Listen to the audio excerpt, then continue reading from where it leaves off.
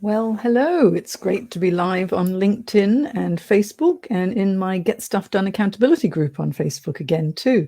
So wherever you may be watching from, welcome. And today I thought I'd share with you my very favorite resume layout, because there are so many of you who are looking for jobs or thinking about making a change.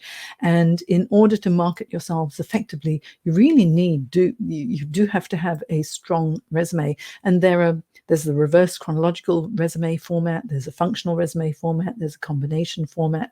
But my favorite is this one really special one that I think works very well, and it's good for board roles as well as any senior roles. And if you've had a solid career path, it will definitely work well for you. So what I'm doing today is I'm going to actually experiment with something.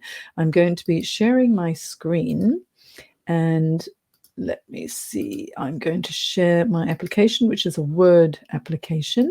And there we go. And I hope that you can see this well. Let me just click through something else. Here we go. If I do it like this, then you can see me a little bit better. If I do this, then you can see the resume template a little bit better. Okay, so what I'll do is I'll have it like this initially. Okay, so the reason why I want to show you this is because so many people seem to struggle with their resumes. Now, your resume is only one part of your job search process, okay? There are lots of steps that you need to take, and you may notice that in one of my recent posts, I actually did a poll on what is the number one thing to focus on, and so many of you responded. So thank you for that. I had over 15,000 views of that poll and over 400 and, oh gosh, what was it? 460 likes and 160 comments. So I've shared that in an article on my profile if you want to go and have a look, because in the article I've actually shared the comments from other people, from recruiters and hiring managers and job seekers, on what you think should be the first thing job seekers should focus on. But even before the resume, what you really need to focus on is clarity, because with clarity comes confidence. With confidence, you are able to market yourself to your niche. And once you can niche, then you can create your marketing materials, which will be your resume, your LinkedIn about section, all of the information there, your cover letters, and everything to do with the job search, including your networking pitch. All right. So here I'm going to be sharing with you my favorite resume layout, and I'll just go through it, and then that'll be it for today's LinkedIn Live. And if you've got any comments, please do comment in the comment section, say hello, let me know. I'm just going to go through this, and I won't be responding to your comments until after today's LinkedIn Live. But do say hello to me. And if you're listening from or watching from somewhere other than Sydney, let me know where you're watching from, because I always love to know where everybody's from. So I can see that there are a number of viewers now. So hello to all of you.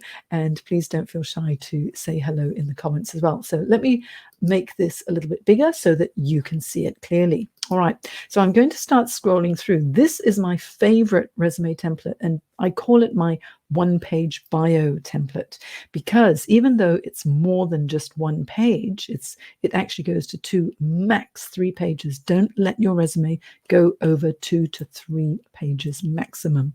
All right, because you want to make sure that everything that you put in the resume is relevant to the reader. And if it's relevant to the reader, then they will be interested in what you've got to offer. Okay, so if there's superfluous fluff, remove it. You don't need it in your resume. You want all the keywords that are relevant. Now, this is just the layout. I won't talk about content today. I'll talk about content on another day. But if you want to know about content, then just comment in the comment section any of the questions that you have, and then I'll create another broadcast with the answers to your questions. Okay, does that sound good? And so, with no further ado, at the top of your resume, of course, you need your name, your email, your mobile, and your LinkedIn public profile URL. And you can hyperlink that LinkedIn public profile URL. All right. So the reason why we don't put your home address in there is because it's not necessary unless they ask you for it. And most of your applications are online, so I don't like to put my home address out in cyberspace unless I absolutely have to, and even then I usually don't.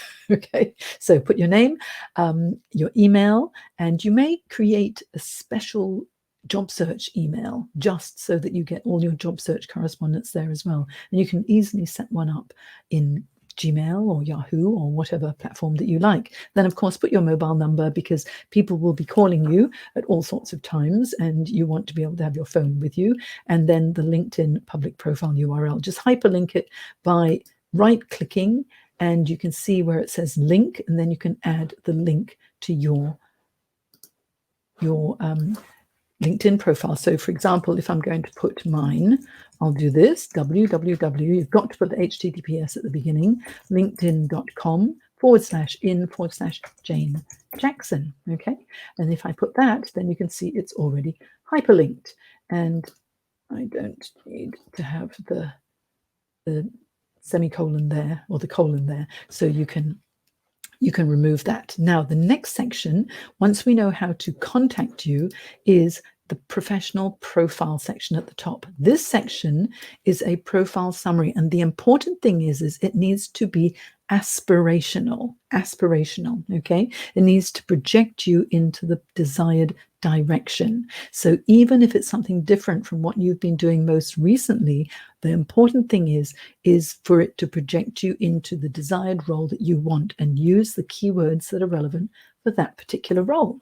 Then you create a mini bio, so that people know who you are, what you can do, and what you are known for. Very important. Once you've got that, the next section is the career summary.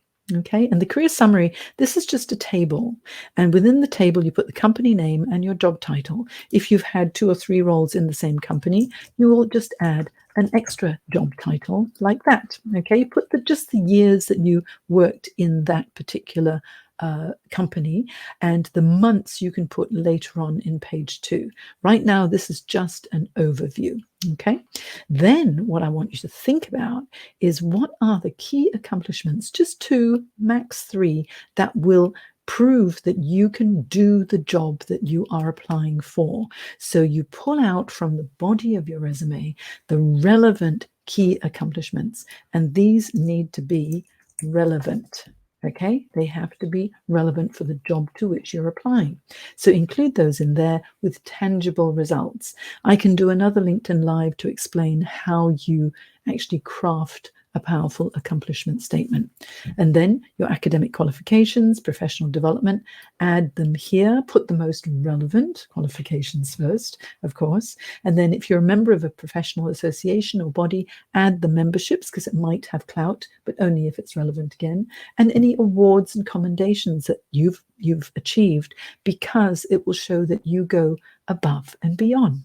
Okay, now this is like a 1-page bio. It's brief and it tells people the salient information.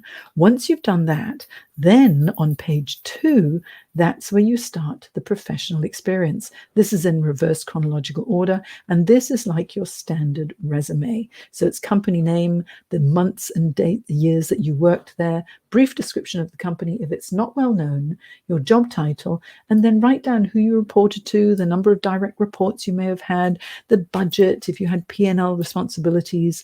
Put down your key responsibilities, and then after that, bullet point your tangible accomplishments. The accomplishments are what will sell you into the role. And the more accomplishments you have that, again, are relevant, I keep saying the word relevant because that's what is key when you submit a resume, because the screener will be looking at 200 or 300, maybe more resumes.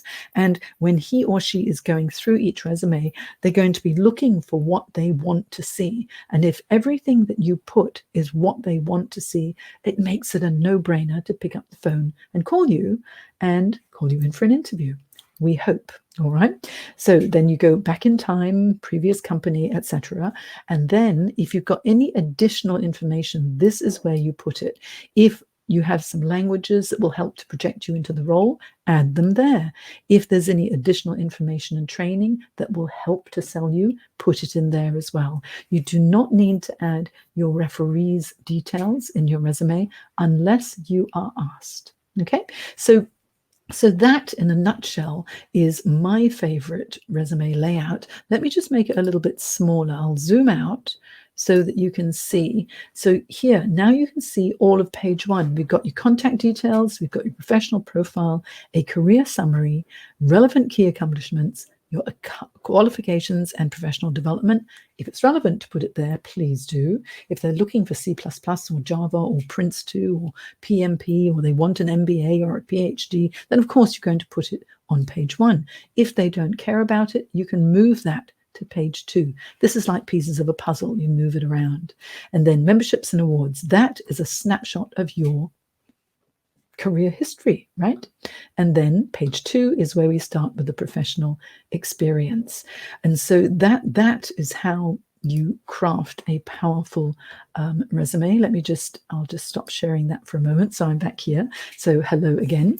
And I hope that that's really helpful, because if you follow that format, give it a try, because looking for a job is not rocket science. What it does take is determination and clarity of purpose, because when you have clarity of purpose, then you know what you need to highlight, because that's your desired direction, right?